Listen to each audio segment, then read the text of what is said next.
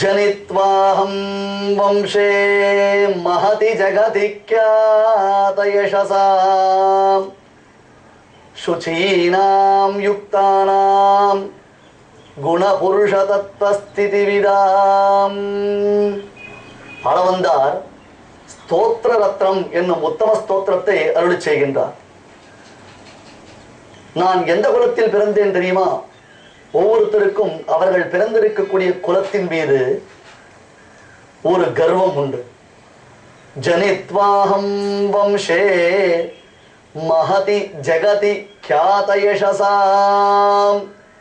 ஏதோ ஒரு குலத்தை குறித்து நாம் சொல்வதாக இருந்தால் எந்த குலம் என்று கேட்டால் பிரயோஜனம் இல்லையாம். ஜனித்வாஹம் வம்சே மஹதி ஜகதி, உயர்ந்த குலம், உலகத்தில் க்யாதயசசாம். கீழே சொன்னேனே ஆஜன்ம சுத்தர்கள். ஆஜன்ம சுத்தர்கள் என்றால் பிறந்தது முதற்கொண்டு அந்த பிறவியே பரம பவித்திரமான பிறவி, பாவனத்துவமான பிறவி. அதுபோன்ற ஒரு உயர்ந்த குலத்தில் பிறந்திருப்பது மிகவும் முக்கியமானது. மனுஸ்மிருதியில் மனுதேவர் சொல்லுகிறார், வயசு, குலம், செல்வம், கல்வி இவற்றிற்கு தக்கபடியாக நாம் எந்த குலத்தில் பிறந்திருக்கிறோமோ அந்த குலத்திற்கு தக்கபடியாக எந்த வயது நமக்கு இப்பொழுது நடைபெறுகிறதோ அந்த வயதிற்கு ஏற்றார் போலே. அடுத்தது நம்மிடத்தில் இருக்கக்கூடிய செல்வம், அதைவிட முக்கியமானது நாம் சம்பாதித்து வைத்திருக்கக்கூடிய கல்வி. இவற்றிற்கு ஏற்றார் போலே நம்முடைய தோற்றம், நடை, உடை, பாவனைகள் இவை அனைத்தும் அமைந்திருக்க வேண்டும். ஒரு பெரியவர் ஒரு தவறான காரியத்தை செய்தால் அடுத்த நொடி நாம் என்ன கேட்போம்? என்ன இது சிறுபிள்ளைத்தனமான காரியத்தை செய்கிறாய் என்று கேட்க மாட்டோமா? ஆகையால் குலத்திற்கு தக்கபடி இருக்க வேண்டும். இதையும் காளிதாசன் சொல்லும் பொழுது ஆகார சதிருஷ பிரக்ஞா என்று சொல்லுவார். தோற்றத்திற்கு ஏற்றார் போலே அவருடையதான பிரக்ஞை, அந்த பிரக்ஞை என்பது இருக்கும். அதற்கு ஏற்றார் போலே கல்வி சம்பாதிக்கப்படும்.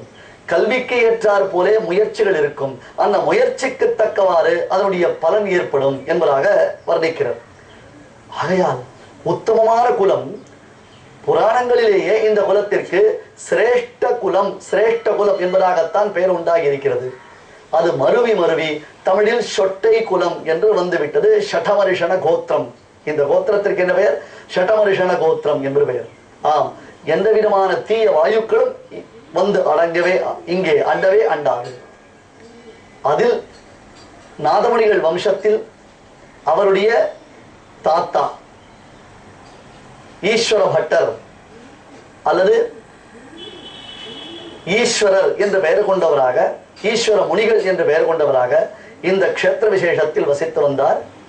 மதங்க முனிவர் தவம் செய்து சித்தி பெற்ற திருத்தலம். இப்பெருமான் உற்சவர் மன்னார் என்று அழைக்கப்படுகிறார். மன்னர்களுக்கெல்லாம் மன்னன். ஆகையால் இவர் மன்னார் ஒரு அர்த்தம். மூலவருடைய திருநாமம் வீரநாராயணன். வீரநாராயணபுரம் என்பதுதான் மருவி வீரநாராயணபுரத்து ஏரி என்பது மருவி வீராண ஏரி ஆகிவிட்டது. அதற்கும் புராணத்தில் ஒரு அற்புதமான கதை சொல்லப்படுகின்றது. ஜிரும்பனர் என்பதாக ஒரு மகரிஷி. அந்த மகரிஷி 12 காலம் உத்தமமான ஒரு தவத்தை செய்து வந்தார். தவத்தின் பலனாக சாட்சாத் மகாலட்சுமி தேவி அவருக்கு காட்சி அளித்தார். லக்ஷ்மி பிராட்டியை குறித்து அந்த மகரிஷி தவம் செய்தார். அப்படி தவம் செய்த காலத்தில் மகாலட்சுமி தாயார் அவருக்கு அனுகிரகம் பண்ணார். என்ன வேண்டும், என்ன வரம் வேண்டும் என்று கேட்க, அம்மா எனக்கு வேறு எதிலும் பற்றுதல் இல்லை, நாட்டம் இல்லை. எல்லா சுகங்களையும் பரிபூர்ணமாக நான் அனுபவித்து வருகிறேன். எம்பெருமானுடைய அனுகிரக விசேஷத்தினாலே ஆழ்கின்றான் ஆழியான் ஆறால் குறையுடையும் ஒருவிதமான குறையும் இல்லை. ஆனால் ஒன்றே ஒன்று, எனக்கு குழந்தை பேர் இல்லை. ஆகையால் சர்வலோகேஸ்வரியான ஜெகஜனனியான லோகமாதாவான நீ எனக்கு குழந்தையாக பிறக்க வேண்டும் என்று மகரிஷி மகாலட்சுமியை மனமுருகி பிரார்த்தித்தார். சாத்வீகமான பிரார்த்தனைக்கு பெருமானம் பிராட்டியும் என்றுமே மறுப்பு சொல்வதே இல்லையே. சுவாமி, இதுதானே உம்முடைய விருப்பம், நான் உமக்கு பிள்ளையாக பிறக்க வேண்டும், அவ்வளவுதானே, கட்டாயம் பிறக்கிறேன் என்று மகாலட்சுமி தாயார் ஹேமாம்புஜவல்லி என்னும் திருநாமத்துடன், அதாவது பொற்றாமரை என்பதாக தமிழில் பெயர், அப்படி ஹேமாம்புஜவல்லி என்னும் திருநாமத்துடன் மகரிஷிக்கு பெண்ணாக பிறந்தார். பெண்ணை பெற்றவருக்கு அக்காலத்தில் மிகவும் பரிதவிப்பு உண்டு. பதி சயோக சுலபம் வயோதிருஷ்டுவாச்ச மே பிதா என்று சீதாதேவி சொல்லுகிறார். கணவனை கைப்பிடிக்க வேண்டிய தக்கதொரு பருவம் எனக்கு ஏற்பட்டு விட்டதைக் கண்டு என்னுடைய தந்தையார் பலவிதமான யோசனைகளை செய்து வந்தார் என்று ஜனகரை குறித்து சீதாதேவி சொல்லுகிறாளே, அதே போன்று தான் இங்கேயும் மகரிஷி இந்த பெண்ணுக்கு தகுந்த வரன் யார், இந்த பெண்ணை நாம் நல்லதொரு ஒருவருக்கு கைப்பிடித்து தர வேண்டுமே என்று யோசித்துக் கொண்டிருக்கும் பொழுது தேவலோக மகரிஷி எல்லோருக்கும் நல்ல ஞானத்தை அளிப்பதினாலேயே நாரதர் என்ற பெயர் பெற்றவர். நாரம் என்றால் இரண்டு பொருள். நாரம் என்றால் நல்ல ஞானம், நாரம் என்றால் தீர்த்தம். நாரம் ததாதி இது நாரதா, எல்லோருக்கும் நல்ல ஞானத்தை அளிக்கக்கூடிய நாரத முனிவர் வந்தார். அவருக்கு தெரியாதா இந்த பெண் யார், இவள் யார் கரம் பிடிக்க வேண்டியவள், யார் இவளை மனம் புரிந்து கொள்ள வேண்டும் என்பதை அறியாதவரா? அதற்காகத்தான் தேவலோகத்து மகரிஷியான பிரம்மரிஷியான அந்த நாரத மகரிஷி இங்க வந்து சேர்ந்தார்.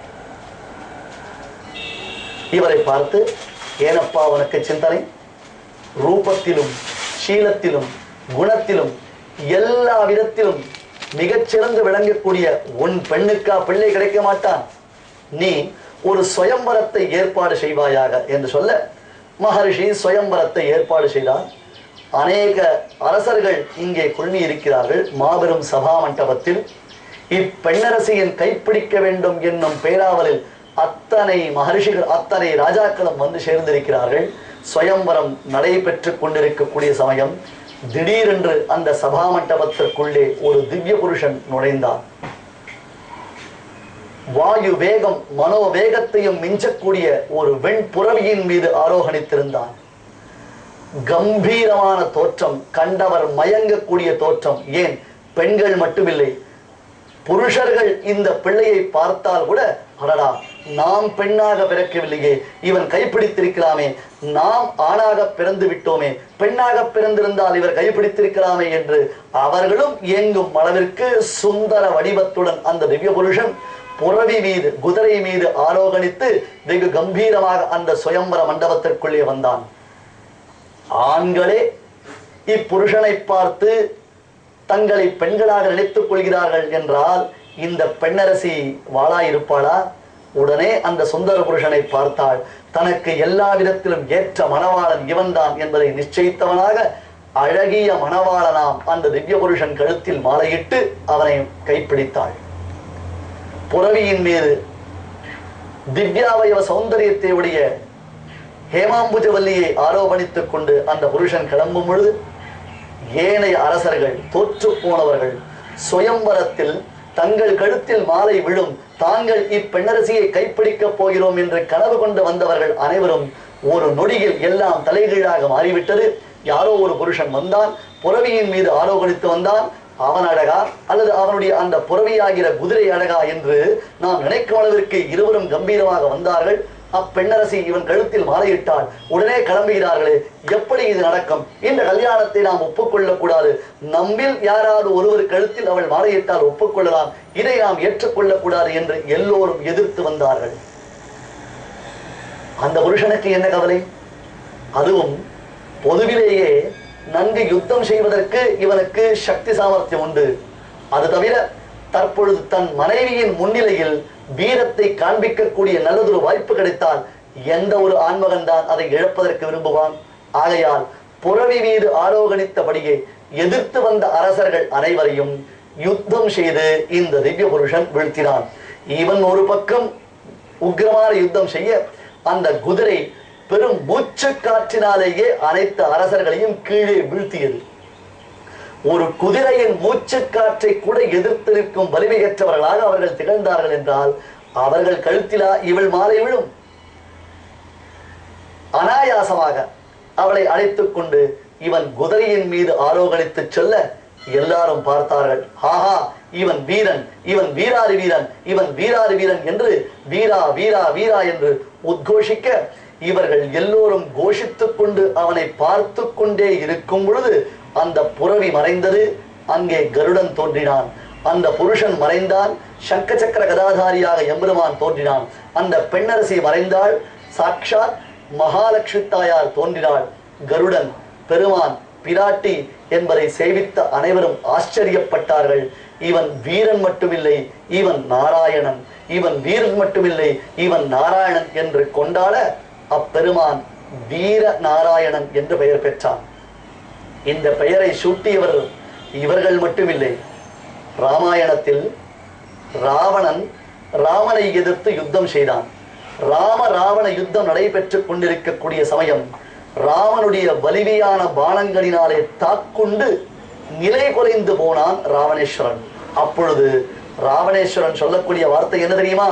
தம்மன்யே ராகவம் வீரம் நாராயணமனாமயம். ஆஹா, முன்னொரு காலத்தில் தேவாசுர யுத்தம் நடைபெற்ற பொழுது தன்னுடைய பாட்டனாரான மால்யவான் முதலானவர்களை விரட்டி விரட்டி அளித்த அந்த நாராயணன் தான் தற்பொழுது ரகுவீரனாக என்னிடத்தில் வந்து என்னை எதிர்த்து யுத்தம் செய்கிறான் என்பதை நான் உணர்ந்திருக்கிறேன். தம்மன்யே, அங்க மன்யே என்றால் நினைத்தேன் என்றான். இங்கு மன்யு கஷேத்திரம் எனப்படக்கூடிய புண்ணிய கஷேத்திரம். அங்கே நாராயணம் வீரம், நாராயணம் வீரம், ராகவம் வீரம் என்று போற்றினான். வீரராகவன் வீர நாராயணன் என்பதை உணர்ந்திருக்கிறேன் என்றானே. அத்தகையதொரு வீர நாராயண பெருமாளாக பெருமாள் இங்கே சேவை சாதிக்கின்றார். மன்னர்களுக்கெல்லாம் மன்னனாக விளங்குவதினாலே இப்பெருமானுக்கு மன்னார், மன்னனானார், மன்னனானார் என்பது மருவி மன்னார் என்று வழங்குகிறது. இந்த மன்னார் சன்னிதானத்தில் தான் ஸ்ரீமன் நாதமுனிகளுடைய அவதாரம் விசேஷமாக ஏற்பட்டிருக்கிறது. நாதமுனிகள் அவதாரம் செய்த அரும் பெருமை பெற்ற திவ்யதேசங்களுக்கெல்லாம் மேலான பெருமை வாய்ந்ததான இந்த திருத்தலத்தில் நாதமுனிகள் நம்மாழ்வாரை குறித்து செய்த தவத்தின் சீர்மையை நாம் தொடர்ந்து அனுபவிக்கலாம்.